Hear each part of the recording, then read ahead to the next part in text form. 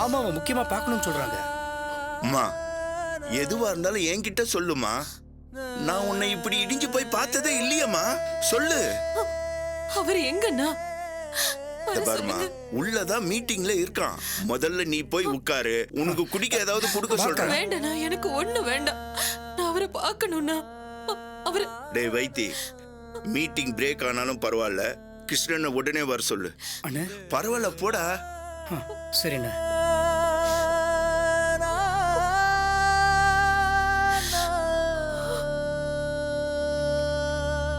இது கார்ப்பரேஷன் கீழே வருது.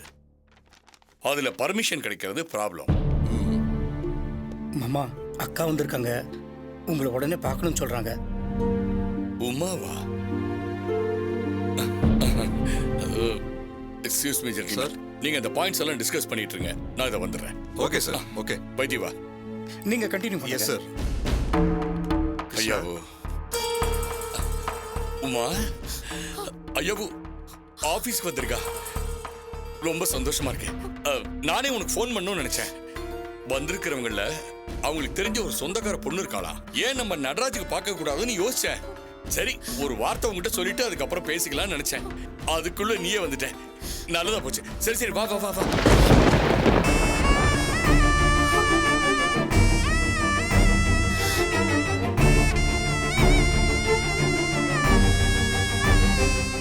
உமா என்னாச்சு? நீங்க எங்க பொண்ணு பாக்குறத பத்தி கவலைப்பட்டு இருக்கீங்க. ஆனா அங்க அங்க நம்ம நட்ராஜ் அந்த அவந்திக்காவ தாலியை கட்டி வீட்டுக்கு கூட்டிட்டு வந்து.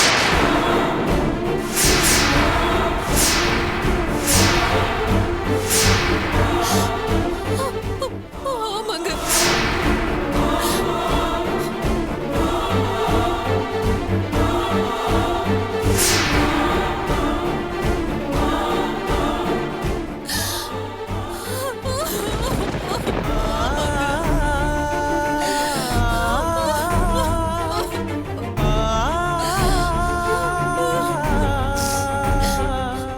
என்ன சொல்ற உமா? நிஜமா தாங்க.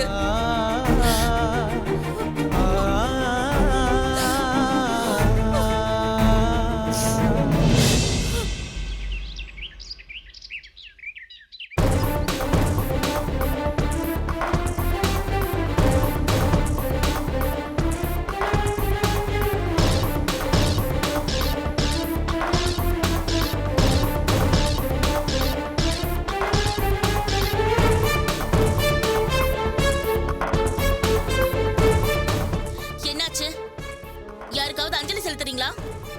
எதுக்கு உங்க மூஞ்செல்லாம் இப்படி அழுது வடிஞ்ச மாதிரி இருக்கு?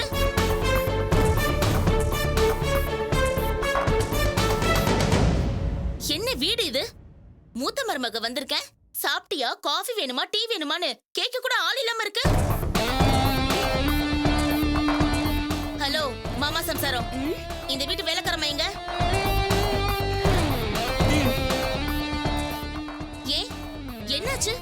இந்த வீட்ல எல்லாரும் மௌன விரதம் இருக்கீங்க. லக்ஷ்மி, ஏய் லக்ஷ்மி. இது வந்துட்டமா. லக்ஷ்மி. அம்மா என்னாச்சு?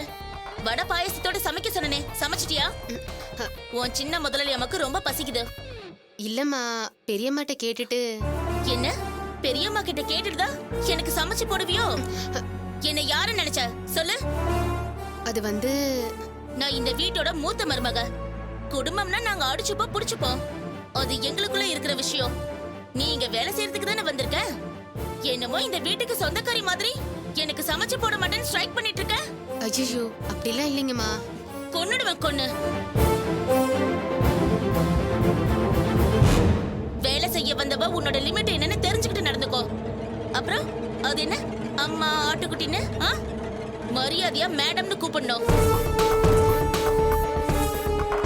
என்ன புரிஞ்சுதா? புரியுதுங்க மேடம். சரி, நீ சமைக்கிற வரைக்கும் நான் பட்னி கிடக்க முடியுமா? ஜூஸ் ஏதாவது வீட்ல இருக்கா? இல்லைங்க மேடம். இனிமே இந்த வீட்ல எப்பவும் ஏதாவது ஒரு ஜூஸ் ஃப்ரிட்ஜ்ல இருந்துகிட்டே இருக்கணும். இல்ல நடக்கிறதே வேற.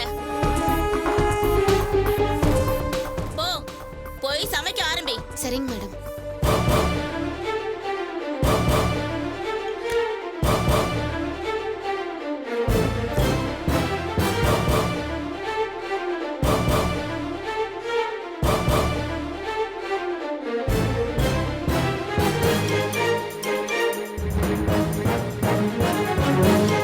என்னங்கடா பாக்குறீங்க?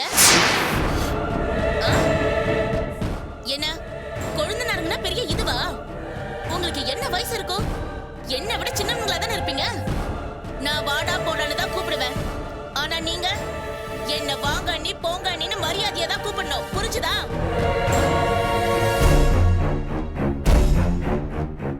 என்னடா பாக்குறீங்க? முன்ன பின்ன பொம்பளைய பார்த்தது இல்லையா? நான் ஒண்ணு தெருவுல போற ஃபிகர் இல்ல. ஐயோ, உங்க அண்ணி. அப்படியெல்லாம் பார்க்க கூடாது.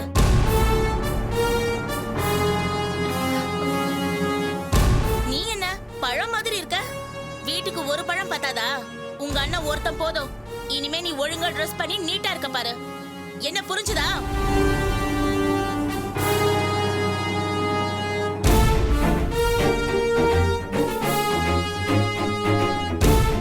இதென்ன கொஞ்சம் மட்டும் வெட்டாம விட்டுருக்க? அவன் தான் பழம் மாதிரி இருக்கானா? நீ என்ன ரவுடி மாதிரி இருக்க? படிக்கிறவனா லட்சணமா முடிய வெட்டிட்டு ஸ்மார்ட்டா இருக்க மாட்டியா? இந்த அவந்திகா ஒரு வீட்ல இருக்கானா அந்த வீட்ல இருக்கவங்க எல்லாருமே அல்ட்ரா மாடர்னா இருக்கணும். அதே நேரம் பாக்குறவங்க பயப்படாதபடி இருக்கணும். முதல்ல உங்களை எல்லாம் மாத்தணும்.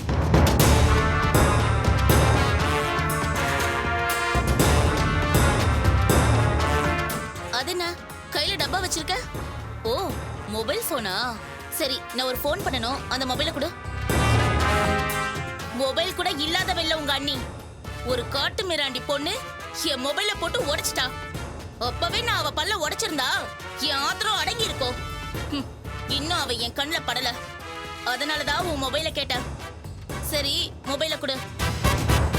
என்னடா இப்பதான் அண்ணினா மரியாதை கொடுக்கணும்னு சொல்லி கொடுத்த, அதுக்குள்ள மறந்துட்டியா? குடுறான்னு சொல்றேன்.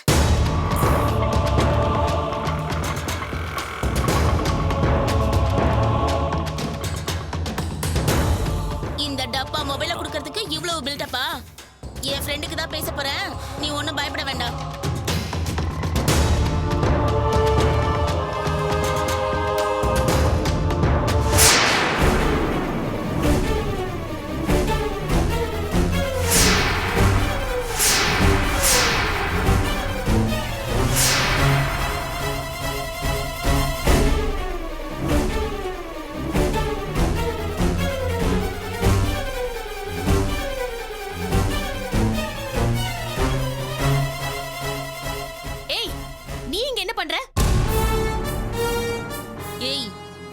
என்னோட மொபைல உடைச்சவ தானடி நீ? உன்னோட மண்டைய உடைக்கணும் தான் தேடிட்டு இருந்த. நீங்க என்னடி பண்ற? இந்த வீட்ல உனக்கு என்னடி வேலை? என்னோட புருஷ வீட்ல நான் இருக்கேன். நீ யாரடி கேள்வி கேட்கறதுக்கு? நீங்க என்ன பண்ற? கவிதா, என்னது இது? ஓ, நீதான் திலீபனா? அப்ப உன்னை இழுத்துட்டு போய் தாலி கட்டிக்கிட்ட கவிதா இவதானா? ஏய், என்ன மரியாதை இல்லாம பேசுற? மரியாதையா? நான் அவனுக்கு அண்ணிமா. அவனை எப்படி வேணாலும் பேசுவேன். டேய் திலீபா, இதுல உனக்கு ஏதாவது ஆட்சேபனை இருக்காடா?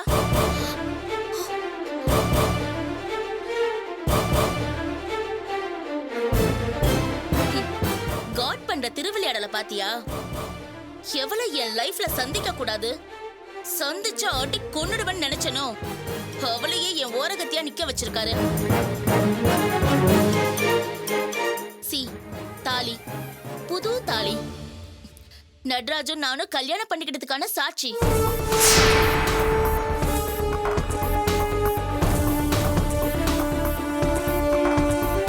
மை டியர் ஓரகத்தி, தாலி கட்டிக்கிட்டதுல வேணா நீ சீனியரா இருக்கலாம்.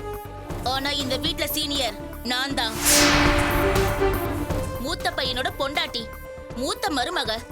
சோ சீனியாரிட்டியும் எனக்கு இருக்கு, உன்னை சீண்டி பாக்குற உரிமையும் எனக்கு இருக்கு.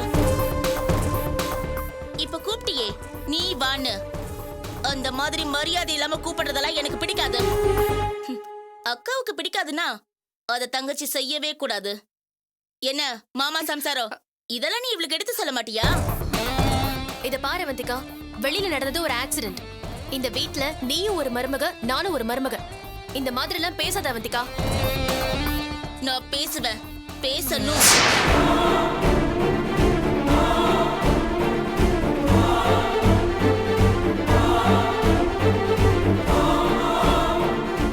அப்புறம் திலீபா, கங்க்ராட்ஸ். என்னடா ராஜ்,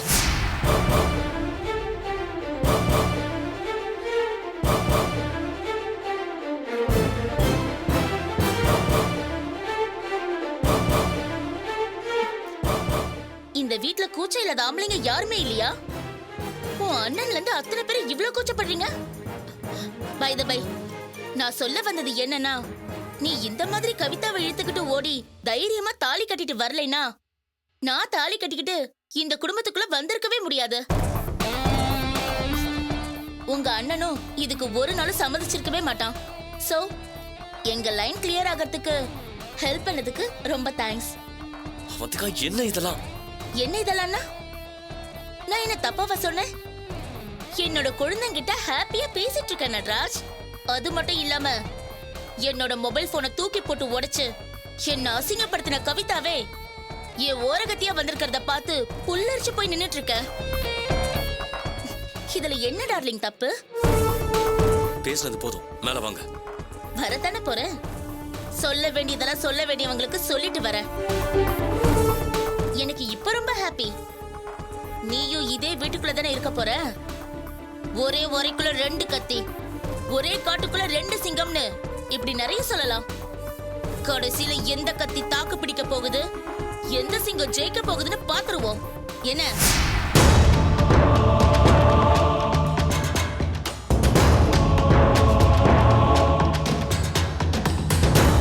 மாமா சம்சாரம், நான் சொன்ன ஐட்டத்தோட சாப்பாடெல்லாம் ரெடி பண்ணிட்டு என்ன கூப்பிடுங்க. புரியுதா? மேல போய் ரெஸ்ட் எடுத்துட்டு நான் அப்புறமா வரேன். பிரபா,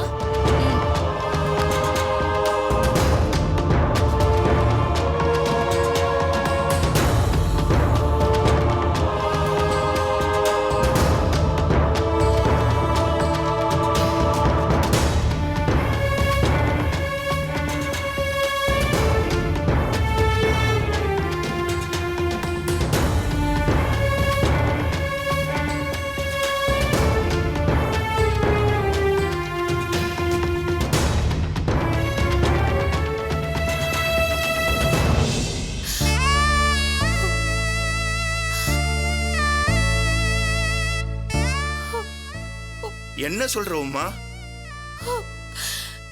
இடிஞ்சு போய் உட்கார்ந்திருக்கேன்னு இவதான் என் பொண்டாட்டின்னு சொல்லி வீட்டு வாசல்ல வந்து நிக்கிறா. நான் என்ன செய்யறது? அக்கா, எதுவா இருந்தாலும் அவன் என்கிட்ட கன்சல்ட் பண்ணிட்டு தான் செய்வான். இதுல ஏக்கா அவன் இப்படி பண்ணிட்டான்? உங்க 4 பிள்ளைங்கள்ல ரொம்ப அடக்கமானவன் நட்ராஜ் தானேக்கா? நம்புனனே. ஆசைப்பட்ட பொண்ணு கிடைக்காட்டியும் கிடைக்கலனாலும் அப்பா அம்மா சந்தோஷமா இருந்தாலே அது எனக்கு போதும்னு சொன்னால, அது நிஜம்னு நான் நம்பினனே. ஒரு போதும் திலீபன மாதிரி அவசரப்பட்டு உங்க மனசு நோகுற மாதிரி ஒரு காரியத்தை பண்ண மாட்டேன்னு அவ சொன்னதெல்லாம் பொய்ன்னு இப்பதானே தெரியுது.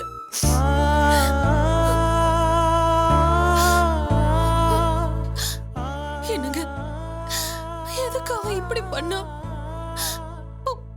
திலீப்ப ஒரு பொண்ணை இழுத்துட்டு வந்து நின்னா.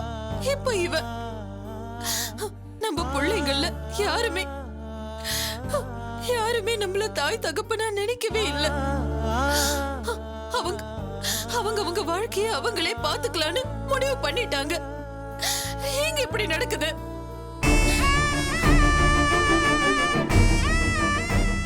உமா, திலீப்பனுக்கு ஒரு காரணம் இருந்த மாதிரி இவனுக்கும் ஒரு காரணம் இருக்கலாம்ல. அந்த பொண்ணு இவனை மிரட்டி கட்டாயப்படுத்தி தாலி கட்ட வச்சிருக்கலாம்ல. அப்போ அடுத்து சரவணனும் பிரபாவும் கூட இதே மாதிரி சொல்லிட்டு ஆளுக்கு ஒரு பொண்ணை இழுத்துட்டு வந்து நிப்பாங்க. அதையும் நாம ஏத்துக்கணுமானே?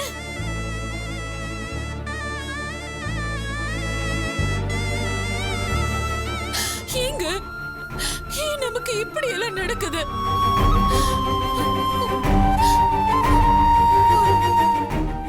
ஒருவேளை நம்ம பிள்ளைங்க எல்லாம் நல்லவங்க தான். என்னோட ராசினாலதான் இப்படி எல்லாம் நடக்குதா? அக்கா, இந்த பேச்சை விட மாட்டீங்களா? எப்படிடா விட முடியும்? ஜோசியக்கார் சொன்ன மாதிரி தானே இந்த 2 கல்யாணமும் நடந்திருக்கு. அப்போ என்னோட வாழ்க்கையில இப்படிதான் நடக்க போகுது. பாக்கி 2 பசங்களும் இப்படிதான் செய்ய போறாங்களா? மனசார எறும்புக்கு கூட துரோகம் பண்ணாம வாழ்ந்துட்டு வரோம். நமக்கு மட்டும் ஏன் இப்படி எல்லாம் நடக்குது? நான் ரொம்ப ஆசைப்படலையே. 4 பசங்களுக்கும் நல்லபடியா கல்யாணம் நடக்கணும், எல்லாரும் ஒத்துமையா ஒரே வீட்டுல இருக்கணும்னு மட்டும்தான் நினைச்சேன். இது என்ன பேராசையா? இத நிறைவேற்றி வைக்க கூட அந்த கடவுளுக்கு மனசு இல்லையா? புருஷனை கொடுத்த கடவுள், பிள்ளைங்களை கொடுத்த கடவுள், குடும்பம் முழுசுக்கும் அல்ல குறையாத பெரியத்தை கொடுத்த கடவுள், இந்த ஒரே ஒரு ஆசையை மட்டும் இங்க நிறைவேற்ற மாட்டேங்கிறாரு. அம்மா, அப்படிலாம் ஒண்ணும் இல்லம்மா. பசங்க 2 பேரும் கல்யாணம் பண்ணிக்கிட்டு அப்பா அம்மாவை வேணாம்னா சொன்னாங்க. என்ன செஞ்சாலும் மறுபடியும் வந்து உன்கிட்ட தானம்மா நிக்கிறானுங்க. திரும்ப திரும்ப தப்பு பண்ணிட்டு வந்து நின்னா போதுமானே? தப்பு செய்யறதுக்கு முன்னாடியே இது தப்புன்னு தோணலையா அவங்களுக்கு? பிள்ளைங்க எல்லாருக்கும் நல்லதை சொல்லி கொடுத்துதான் வளர்த்தோம். அவங்க பண்ற ஒவ்வொரு தப்பும் அம்மாவையும் அப்பாவையும் அடிச்சு நொறுக்கிடும்னு அவங்களுக்கு தெரியாதானே? நல்ல பிள்ளைங்களை பெத்திருக்கேன், என் பிள்ளைங்க தங்கம்னு எல்லார்கிட்டயும் பெருமையா சொல்லுவேன். இவங்க எதுக்கு நான் என்ன ஏமாத்துனாங்க?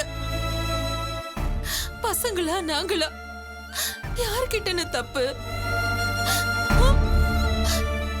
2 பேர்ல யாரும் சரியில்லை சொல்லுங்கன்னு. அக்கா, நட்ராஜ் கிட்ட பேசுனீங்களா?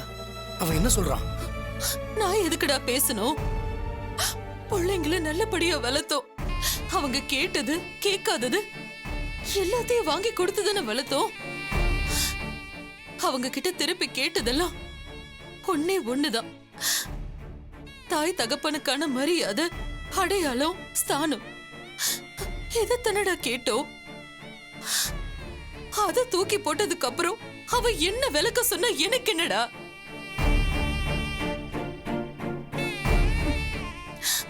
ஆயிரம் காரணங்கள் இருக்கட்டுமே. திலீப்பை என்ன நெருக்கடின்னு சொன்னானோ அதேதான் இவனு சொல்ல போறான் இல்ல? என்ன காரணம் சொன்னாலும் எங்களை மதிக்கல, அதுதானே உண்மை.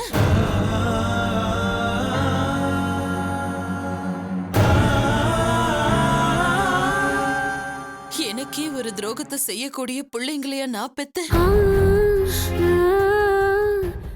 இவனுங்களை பெத்ததுல இருந்தே என்னோட ஜாதகம் தப்பாதான் இருந்திருக்கு.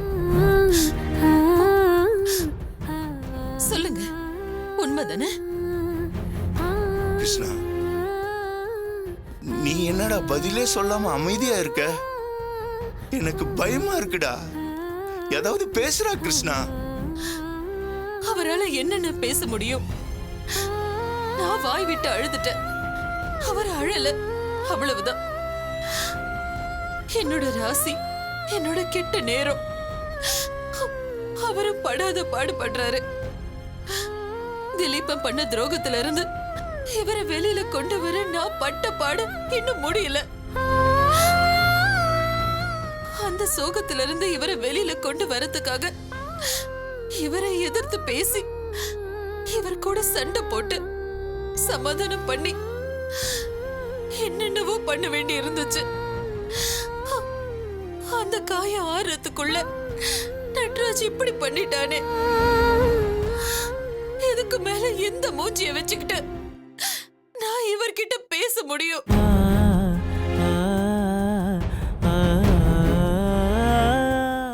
ஐயா மகாராசா, உங்களாலதான் எனக்கு வாழ்க்கை கிடைச்சது, குடும்பம், புள்ள குட்டி எல்லாம் கிடைச்சது. நான் பதிலுக்கு காட்டின நன்றி எல்லாம் இந்த தப்பான பிள்ளைங்களை பெத்து உங்க கையில கொடுத்தது தானா?